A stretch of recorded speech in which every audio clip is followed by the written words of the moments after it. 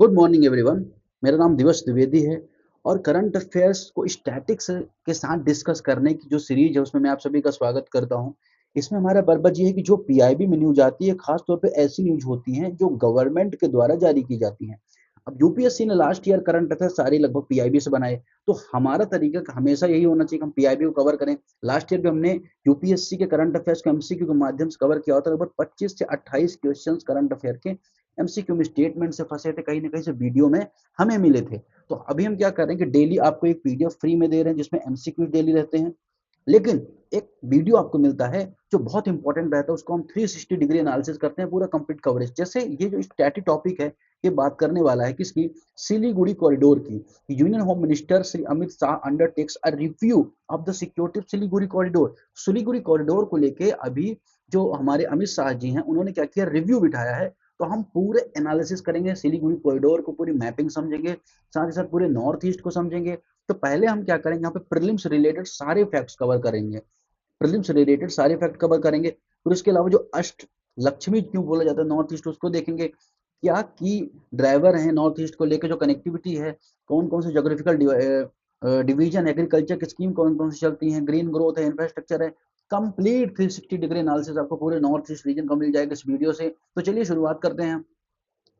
Note सबसे पहले current affair यहाँ पे देख लेते हैं कि होम मिनिस्टर ने रिव्यू किया है status of all infrastructure project जो चल रहे हैं सिलीगुड़ी कॉरिडोर को लेके। क्रिटिकल है, इसलिए भी इंपॉर्टेंट है क्योंकि सिलीगुड़ी कॉरिडोर एक ऐसा कॉरिडोर है जो भारत को बहुत पतली सी स्ट्रिप से, जो मेन लैंड जो इंडिया है उसको नॉर्थ ईस्ट से कनेक्टिविटी करता है। लगभग 22 किलोमीटर के आसपास का रीजन है।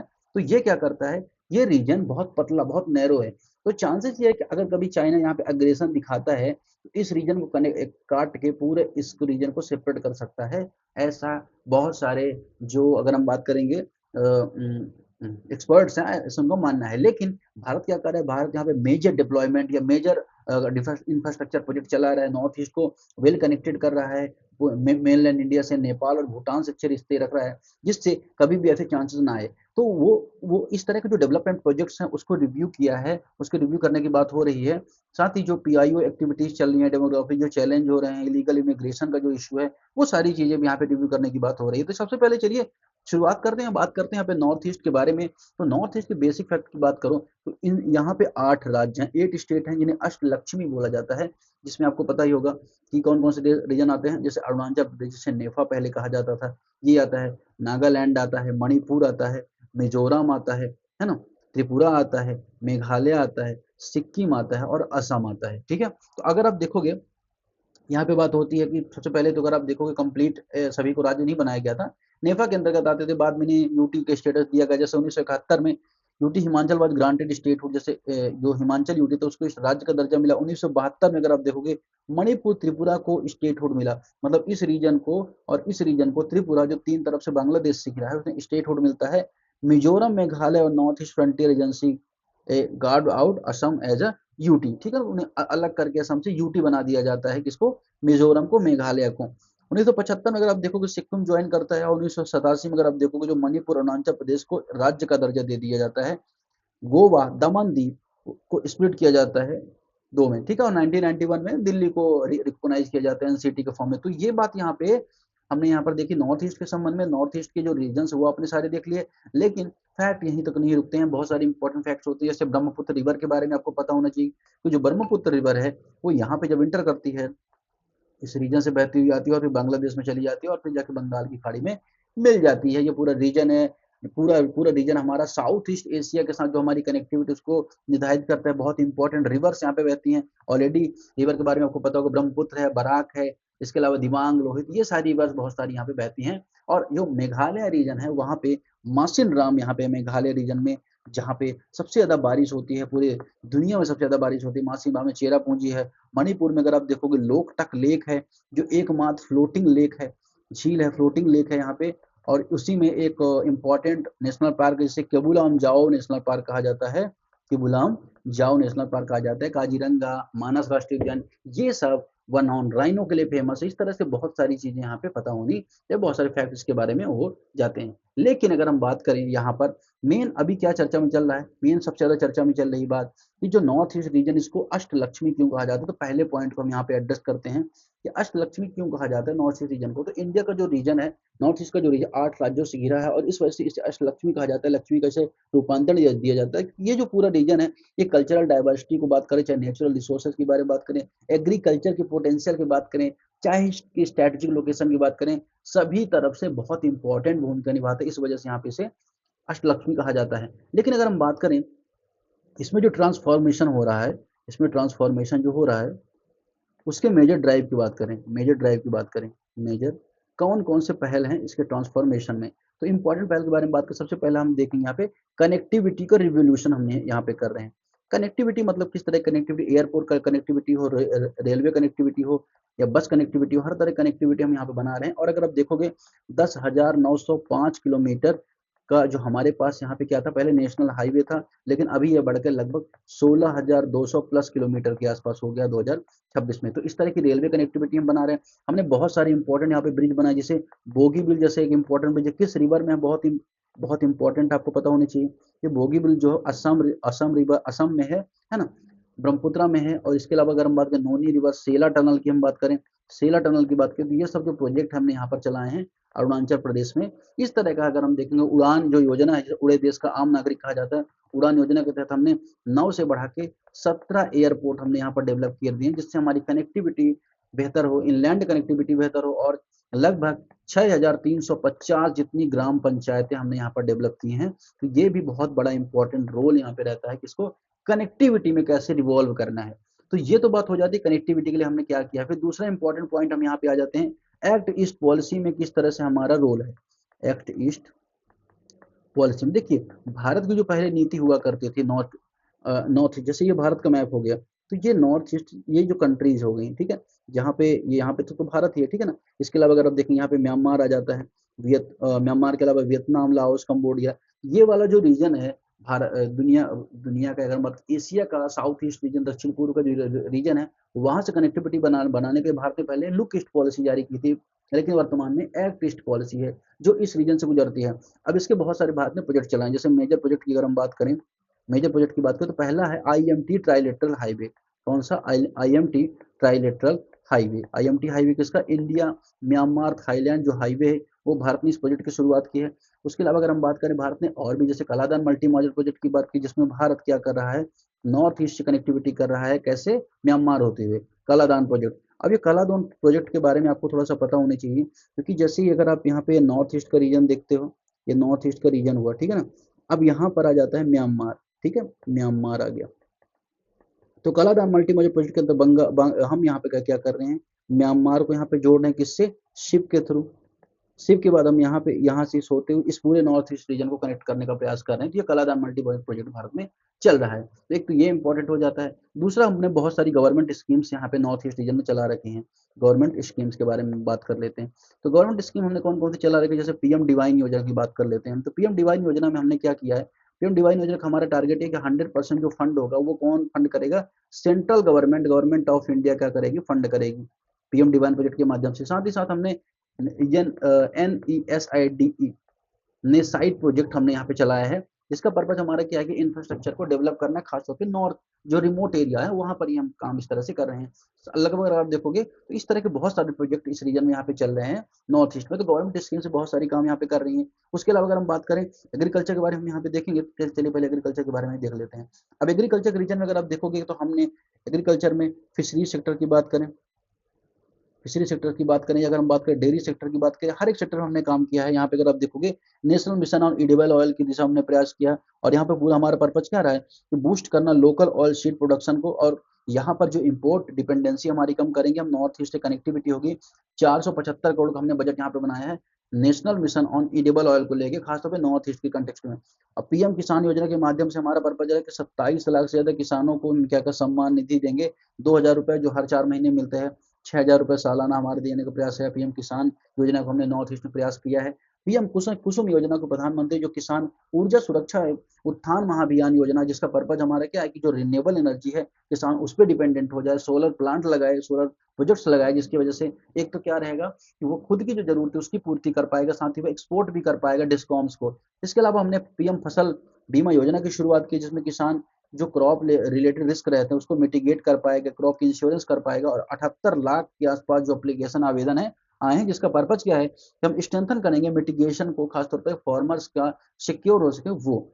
अब यहाँ पे नई स्कीम है mission organic value chain development for the north eastern region. तो जो ऑर्गेनिक वैल्यू चेन डेवलपमेंट करने का प्रयास हमारा है, क्योंकि अब आपने देखा होगा ऑर्गेनिक स्टेट सिक्किम बना है, तो इस तरह से पूरे नॉर्थ ईस्ट रीजन को हम बेहतर करिए, हमारा प्रयास इस दिशा में यहाँ पर है। इसके अलावा अगर हम बात करें कृषि उड़ान की शुरुआत हमने यहाँ पे की है, इंप्रूव किया है लॉजिस्टिक को, जिससे पेरिसेबल जो गुड्स होते हैं, जो जल्दी खराब होने वाले फल फूल वाले आइटम है, उनको हम क्या करेंगे और बेहतर करेंगे।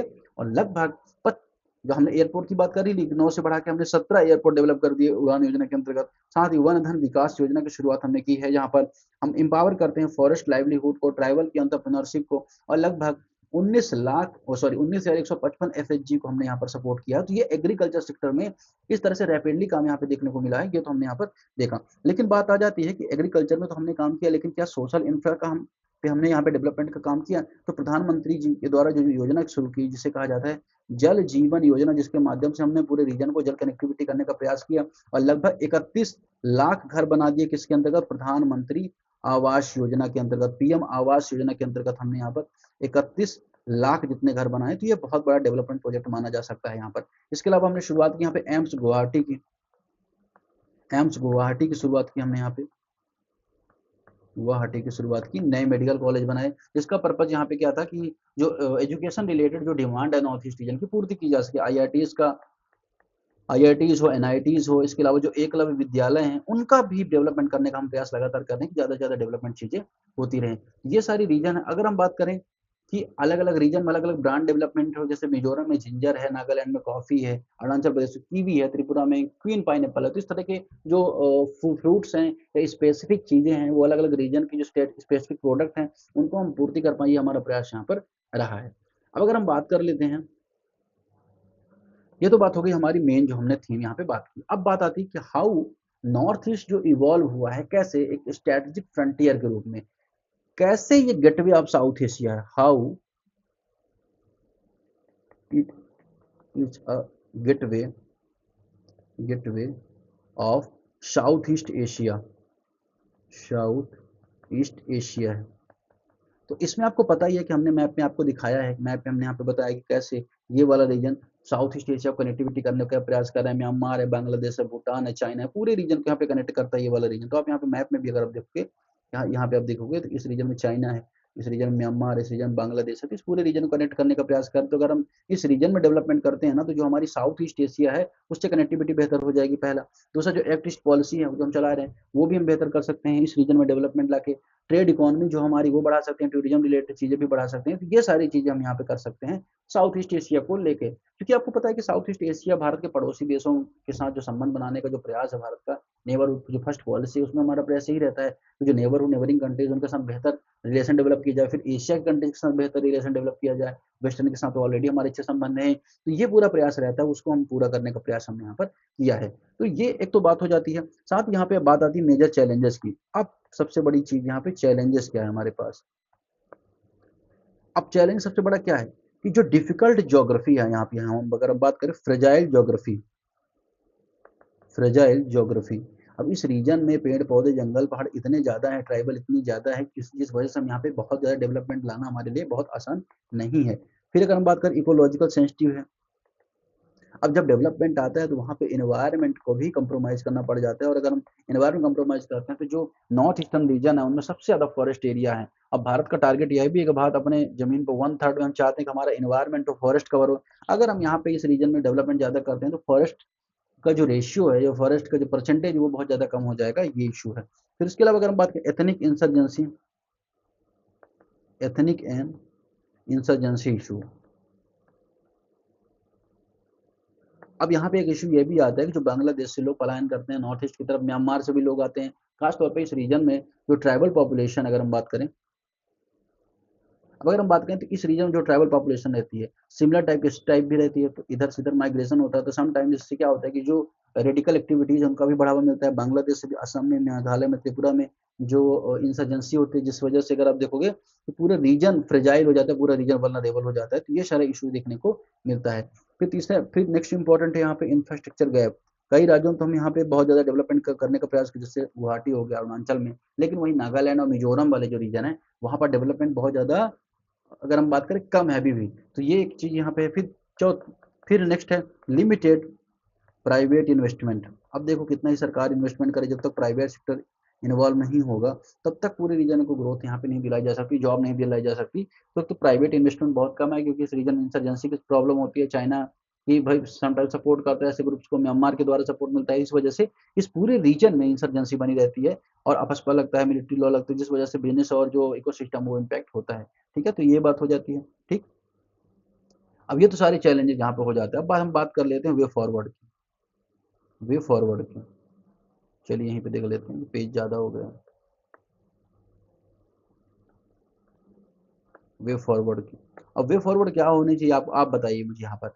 वे फॉरवर्ड ये होना चाहिए कि जो भी प्रोजेक्ट्स हमने शुरू किए हैं वो टाइमली कंप्लीट हो, टाइमली कंप्लीट हो, टाइमली कंप्लीट हो। एक तो पहले ये इंपॉर्टेंट हो जाता है। दूसरा यहाँ पे एमएसएमई के सेक्टर को सपोर्ट करने की आवश्यकता है। जो छोटे मोटे उद्यम है उनको सरकार इन्वेस्टमेंट दे, उनको फंडिंग दे, जिस वजह से वो क्या है सबसे ज़्यादा डेवलपमेंट हो। एक भारत श्रेष्ठ भारत जैसे इनिशिएटिव को और बढ़ाने की आवश्यकता है। एक भारत श्रेष्ठ भारत, श्रेष्ठ भारत जैसे इनिशिएटिव को और बढ़ाने की आवश्यकता है। स्किल डेवलपमेंट की आवश्यकता है, स्किल डेवलपमेंट एजुकेशन है। ये अगर बात ह्यूमन डेवलपमेंट की आवश्यकता है यहाँ पर देखने को मिलती है। इसके अलावा सस्टेनेबल डेवलपमेंट की आवश्यकता है। यहाँ पर जरूर हमें यहाँ पे डेवलपमेंट तो लानी ही है, लेकिन डेवलपमेंट सस्टेन होनी चाहिए, एनवायरमेंट को बहुत ज़्यादा निगेटिवली इम्पैक्ट नहीं करना चाहिए। इस तरह की भी डेवलपमेंट हमें आवश्यकता है यहाँ पर, जो हमें नॉर्थ ईस्ट में बेहतर हमारे संबंधों को करती है। ये सारी बातें हो जाती हैं। साथ ही हमें यहाँ पर प्रयास है कि जो हमारा एक्ट ईस्ट पॉलिसी है उसको और बेहतर हम यहाँ करने का प्रयास यहाँ पर करें। ठीक है, तो ये चीज आपको यहाँ पे जाननी थी जो हमने यहाँ पर देख लिया। अब हम यहाँ पे थोड़ा सा कुछ क्वेश्चन देख लेते हैं। मेन से क्वेश्चन मैं यहाँ पे लिखता हूँ, आप भी उसे यहाँ पे ट्राई करेंगे, इसको लिखना है।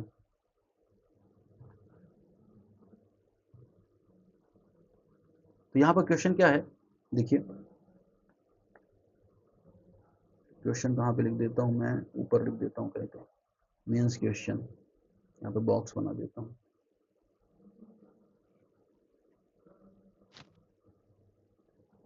यहाँ पे क्वेश्चन लिख देता हूँ। ठीक है, क्वेश्चन है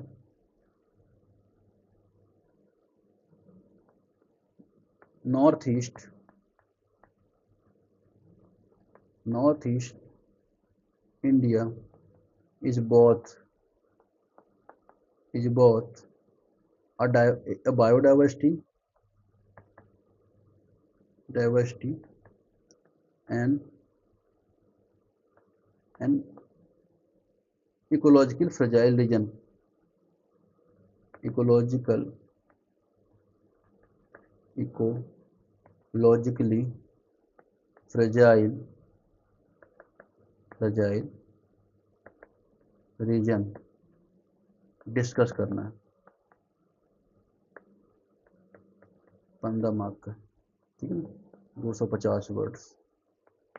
मतलब प्रश्न कहना चाहते हैं कि जो नॉर्थ ईस्ट इंडिया का रीजन है वो बायोडाइवर्सिटी के साथ साथ एनवायरमेंट फ्रेजाइल रीजन भी है। यहाँ पे बायोडाइवर्सिटी भी अच्छी है, लेकिन इकोलॉजिकल फ्रेजाइल रीजन भी, इस पर डिस्कस करना है। इस तरह क्वेश्चन और भी यहाँ पे डिस्कस कर सकते हैं। बहुत सारे मेंस क्वेश्चन इसमें बन सकते हैं कि नॉर्थ ईस्ट रीजन में सिलीगुड़ी कॉरिडोर की इंपॉर्टेंस को बताइए, नॉर्थ ईस्ट रीजन में डेवलपमेंट को लेकर क्या चैलेंज है उसको बताइए। तो कुछ भी बनेगा, इस टाइप के क्वेश्चन आप यहाँ पे टैकल कर लेंगे। यहाँ पे मैंने आपको चैलेंज बता दिया, कौन कौन से गवर्नमेंट इनिशिएटिव चल रहे हैं वो मैंने बता दिया, क्या सरकार कर रही है, क्या इशूज हैं, क्या किया जाना चाहिए, वो सारी बातें हमने यहाँ पर कर दी। तो आप आसानी से यहाँ पे इसके बारे में लिख सकते हैं। ठीक है, तो ये फिलहाल आज की करंट अफेयर की डिस्कशन हमने यहाँ पर देखा। इसके पीडीएफ आप प्रमुख अकेडमी के साथ साथ इंडिया अफेयर बाय दिवस द्विवेदी जो चैनल है उसमें भी आप वहां से जाकर डाउनलोड कर सकते हैं, जो डिस्क्रिप्शन में आपको लिंक इसकी मिल जाएगी। Thank you very much.